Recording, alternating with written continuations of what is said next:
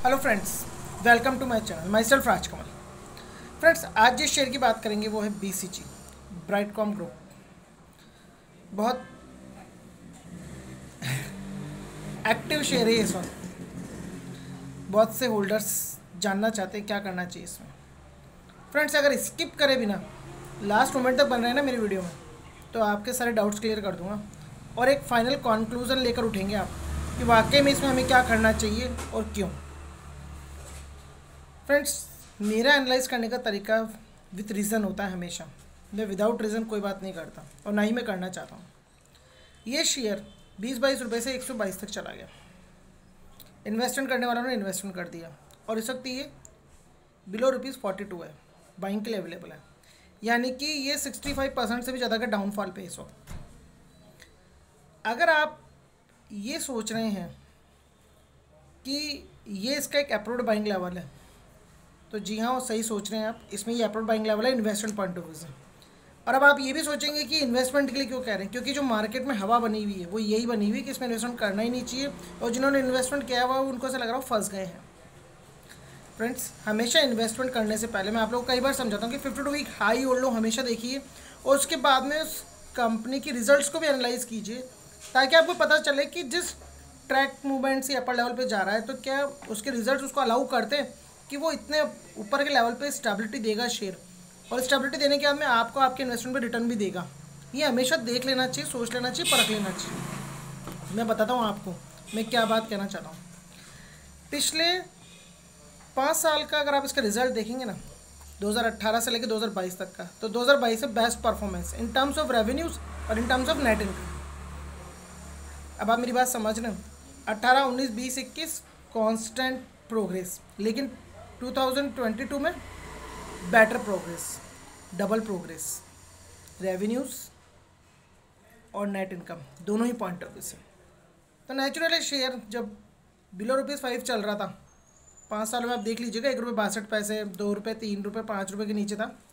और फिर अब ये 2022 में अभी अबव 100 भी था। आप लोगों ने शायद ये चीज़ एनालाइज नहीं की होगी। अभी आया भी क्यों इतने अपर लेवल पे? क्या था इसका ऐसा परफॉर्मेंस कि ये फिर ₹20 तक आया और ₹20 के बाद में 122 तक भी आ गया? ऐसा क्यों? लास्ट 5 क्वार्टरली रिजल्ट्स मैं जब इसके बताऊंगा आपको, तो आप खुद एनालाइज करने लगेंगे, आपको महसूस होने लगेगा। लास्ट ईयर का जो 4 क्वार्टर है और जो करंट ईयर का फर्स्ट क्वार्टर है, यानी टोटल 5 क्वार्टर्स, तो लास्ट ईयर का जो फर्स्ट क्वार्टर है इसकी जो इनकम थी 103 करोड़ समथिंग। सेकेंड क्वार्टर में जो इनकम थी 212 करोड़ समथिंग, और थर्ड क्वार्टर में जो इनकम थी 370 करोड़ से भी ज़्यादा। यानी कि फर्स्ट क्वार्टर में जितनी इनकम थी उससे जस्ट डबल हो गई सेकंड में, और फर्स्ट क्वार्टर से ही जस्ट ट्रिपल हो गई थर्ड क्वार्टर में, और फोर्थ क्वार्टर में 223 करोड़ समथिंग, थोड़ा सा डाउनफॉल। थर्ड क्वार्टर से फोर्थ क्वार्टर में जो नेट इनकम था डाउनफॉल। लेकिन जो अभी फिफ्थ क्वार्टर है उसमें वापस से इसका एक अच्छा परफॉर्मेंस रहा, 277 करोड़ समथिंग। यानी कि पिछले 5 क्वार्टर्स में इसने ज़बरदस्त प्रदर्शन किया और ज़बरदस्त नेट इनकम जनरेट करके ये बताया कि डिजिटल मार्केटिंग में आदमी फर्श से अर्श पर आ सकता है। आप इसमें देखिए ना, FIIS की होल्डिंग्स बढ़ रही है, DIIS कुछ होल्डिंग कम कर रहे हैं और कुछ वापस से बढ़ाने की कोशिश कर रहे हैं। पर आप इन सब चीज़ों में मत जाइए। डिजिटल मार्केटिंग की कंपनी है, FIIS होल्डिंग्स बढ़ा रहे हैं। ये कंपनी इंडिया के अलावा कई फॉरेन की सिटीज़ में भी अपनी ब्रांचेस या ऑफिस जो भी हैं वो ओपन करी हुई है, और वहाँ से भी इनका वर्कआउट है। डिजिटल मार्केटिंग का स्कोप बहुत अच्छा है आने वाले टाइम में, और आने वाले टाइम में क्या, इसका स्कोप तो हमेशा ही अच्छा रहेगा। डिजिटल मार्केटिंग में जो भी इन्वॉल्व होता है उसका कभी भी कितना भी % बिजनेस इंक्रीज़ हो सकता है, बूम हो सकता है।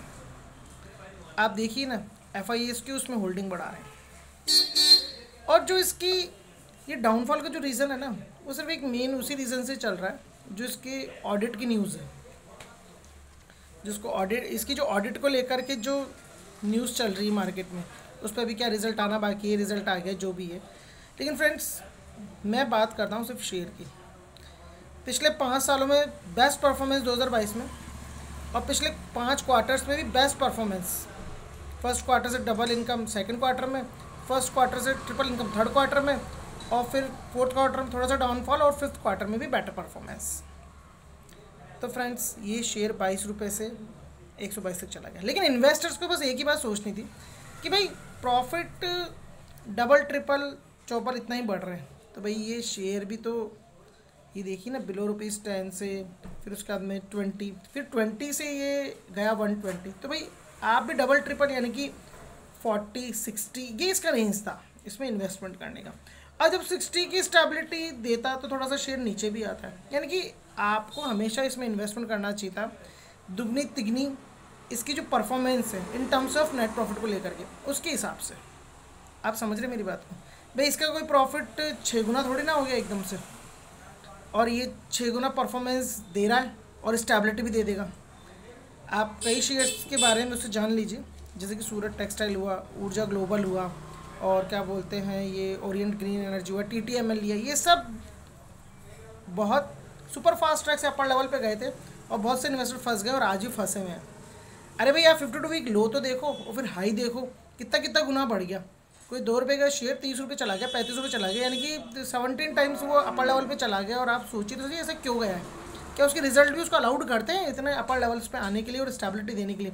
इन्वेस्टर्स को ये एनालाइज करना चाहिए। तो भाई इसके जो प्रॉफिट्स और इसकी जो परफॉर्मेंस थी BCG की, वो यही थी कि भाई इसमें आपको इन्वेस्टमेंट 50-60 की अप्रॉक्सी करना चाहिए था, उसके अपर लेवल पे नहीं करना चाहिए। रीज़न है क्यों नहीं करना चाहिए था, वैसे प्रॉफिट इतना अलाउड कर रहे थे, इतनी स्टेबिलिटी देने की कह रहे थे, इसलिए हमें इतने भी इसमें इन्वॉल्वमेंट होना था। और 50-60 ज़्यादा अपर लेवल था, क्योंकि आप थोड़ा सा बैक जाके देखेंगे तो ये शेयर 10 रुपये से भी कम था, 10 रुपये भी था, 20 रुपये से भी कम पे था। तो आपको थोड़ा सा इस चीज़ को ये एनालाइज करना चाहिए था कि भाई ये बहुत ही 2-3 रुपये से लेकर के 122 तक चला गया पिछले 5 सालों में। और पिछले 5 सालों की जब आप परफॉर्मेंस देखेंगे तो आप ये देखेंगे कि इसमें जो इम्प्रूवमेंट है वो स्टेप बाय स्टेप है, ना कि गुना 2 गुना 3 गुना। मैं एक एग्जांपल और देता हूँ, आप मेरी बात समझ पाएंगे।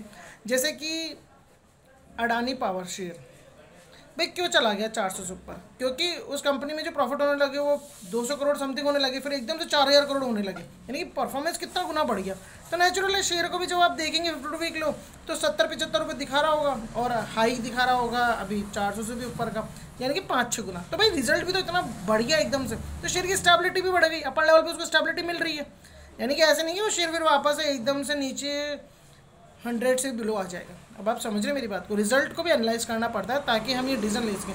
अब डिसीजन ये है कि इसमें कैपिटल बाइंग लेवल है, लेकिन इन्वेस्टर्स को बस एक ही चीज़ करनी है कि जिसको इन्वेस्टमेंट करना है, जैसे मान लीजिए 1000 शेयर है, तो आप पहले 1/3 इन्वेस्टमेंट करें, फिर बिलो ₹35 चला जाए तो फिर 1/3 इन्वेस्टमेंट करें, और फिर बिलो ₹30 चला जाइए, अप्रॉक्स 25 के आसपास है, फिर 1/3 इसमें इन्वेस्टमेंट करना है। क्योंकि इसमें स्कोप है, डिजिटल मार्केटिंग कंपनी है और इसमें इसका स्कोप है कि वर्किंग लेवल कहीं बढ़ा करके अपर लेवल ट्रैक से वापस से मूवमेंट ले सकती है।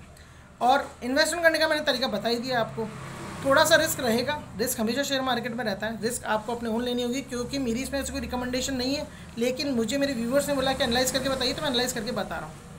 और अगर आप बिल्कुल सेफ इन्वेस्टर ही हैं तो भाई 40 रुपये का शेयर इसमें खरीदें तो दूसरा शेयर पकड़ लीजिए, कम रेंज का शेयर पकड़ लीजिए। अगर खेलना ही है जुआ तो आप सुजलोन, JP पावर जैसे शेयर में पैसा लगाइए, रिलायंस पावर में लगाइए।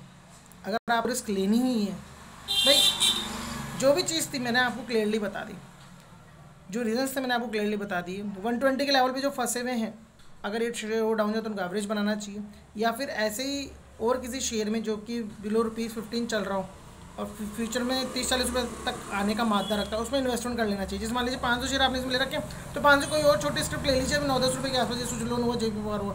तो फ्यूचर में ये कभी शेयर जब 40-50 रुपये आ जाएंगे तो कम से कम आपको रिकवरी दे देंगे, आपका लॉस तो कवर कर देंगे।